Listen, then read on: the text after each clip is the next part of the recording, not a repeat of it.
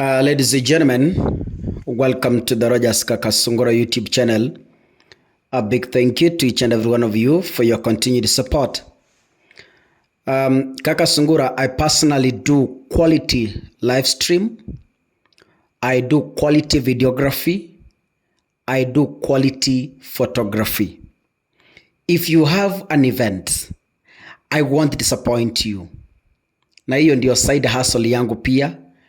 Kama uko na event, uko na harusi, uko na mazishi, uko na sherehe yoyote ile, tafadhali pigia kaka simu. Mimi ni kijana yenu na mimi ni support pia. Hapo ndio mahali napata rent, hapo ndio mahali napata maziwa, hapo ndio mahali na mimi ninapata chakula, ninapelekea watu pia nyumbani. So I will be glad to serve you, and if you want the work I've done, itakupatia iko tu.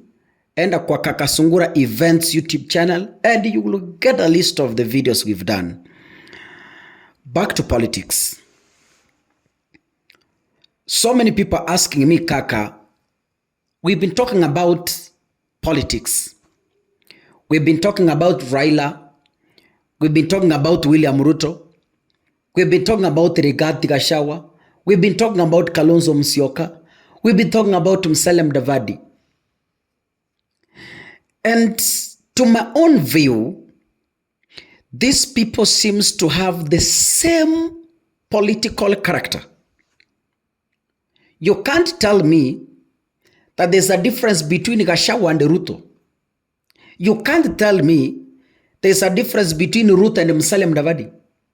You can't tell me there's a difference between Musalia Mudavadi and Kalonzo Musyoka. All these people are political cousins. They reason the same. Why am I saying this? Before ODM joined government, I knew if there was a party to rescue Kenya from slavery, it is ODM. I thought so in my entire support. But when these guys called Opiyo Wandayi started buying their damn narrative, nikasema Mungu wangu, kumbe hawa watu, they are the same. Politicians look competent when they're outside government, but the moment they join that government, they become useless. Mimi nilidhania Opiyo Wandayi akiingia pale atasema no to Adani and other petty things. Lakini ameanza kuimba the tune Adani. So the question now remains, how are we going to rescue this country forward? There's some basics I want you to understand first. One, the 2022 general election were the first ever elections in the Republic of Kenya to face a digital season. Ever first, 2022.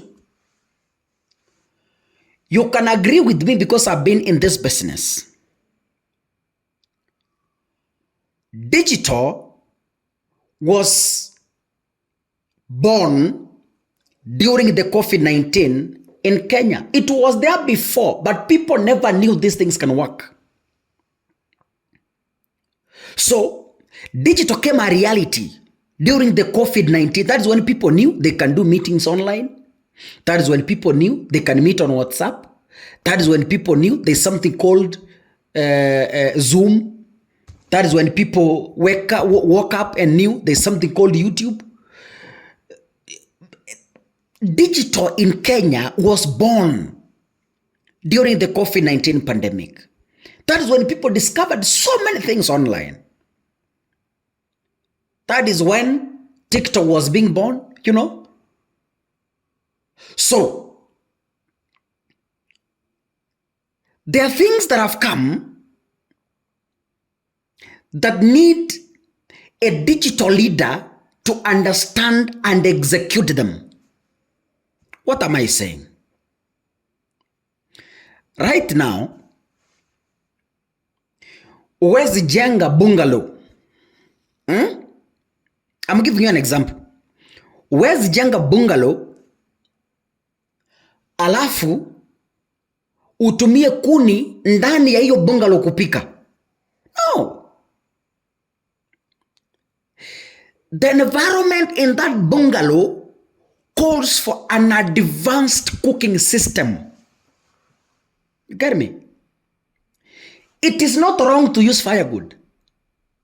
But if you use them, you are going to pollute and destroy the environment in that bungalow. Let me bring you closer to Kenya. We have built a bungalow called a digital season, a digital dispensation in the Republic of Kenya. So, you can't bring people like Kalonzo Musyoka.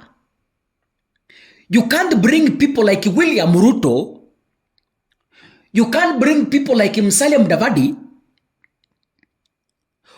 who understands the only cooking system that can work even in a bungalow is firewood.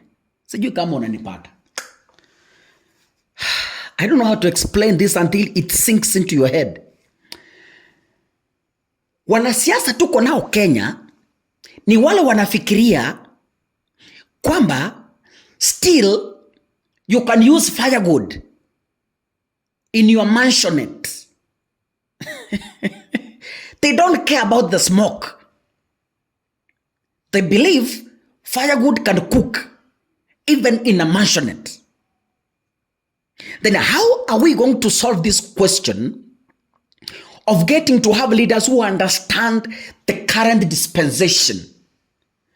Ndugu zanguni wa Kenya, we must go back to the supermarket and get a decent new generational cooking system. If you want to cook in that bungalow, you must forget about firewood. If you are to cook in that bungalow, you must forget about charcoal. If you want to use charcoal, go back to the grass-thatched house. If you want to use firewood, go back to the grass-thatched house. Hey, kuna watu hapa kweli ni wananielewa what I'm talking about. Now, how do we rescue Kenya? We must find new leaders who are new and who understand the new digital governance. Wachana na hao wote, hiyo vumbi yote fagia nyumbani. Let Musalia Mudavadi rest. Let William Ruto rest. Let Kalonzo Musyoka rest. Let Moses Wetangula rest. Let Raila Odinga rest. Wapumzike hao. Hao ni firewood. We can't use them to cook in our mansionette called a digital generation. A digital generation calls for digital leadership. Period. That's the only way. We need to groom young boys like Morara Gebaso. Hao ndio watu wanaelewa ni nini TikTok. Hao ndio watu wanaelewa Facebook ni nini. Hao ndio watu wanaelewa kwamba you can make money on WhatsApp from home. People can promote digital economy. People can lower the cost of internet for the sake of young people who are doing business online from home. People who understand the importance of internet in the current dispensation. I don't know if I'm communicating to any one of you. Kusaidia Kenya, lazima tuilete viongozi wanaelewa ni nini dunia inasema leo hii. But kama mnataka tuongozwe na viongozi wenye wanatumia mulika mwizi, we have a long way to go. God bless you, ladies and gentlemen. See you in the next video. Asanteni sana.